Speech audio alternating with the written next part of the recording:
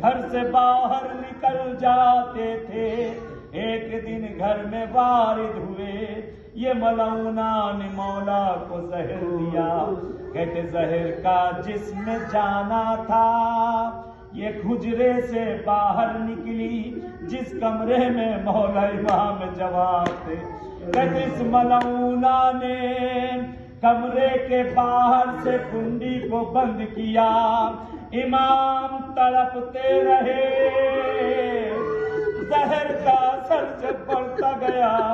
کہتے دو معصوموں کو تاریخ کا اتنا سخت زہر دیا گیا ہے، کھلانا اور پلانا تو بہت دور، ایک امام رضا دوسرے امام تقی۔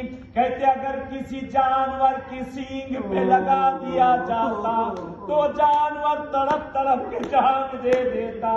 کہتے جس میں زہر کا جانا تھا، پیاس کی آتش بڑھنے لگی، مولا اندر سے دروازہ پیٹتے تھے، اے ام فاضل کھول دے دروازہ، پیاس سے کلیجہ پھٹ رہا۔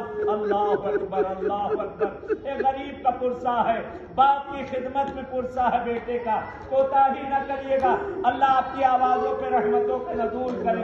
کہاں یہ قسمت ہونا کہ امام تقی کا پرسہ امام رضا کی خدمت میں۔ کہتے امام دروازہ پیٹتے رہے، دروازہ نہ کھلا، کنیزوں کو بلاتی ہے، کہتی ہے تالیاں بجائی جائیں، ہل ہلا کیا جائے تاکہ امام کی آواز کمرے سے باہر نہ نکلے۔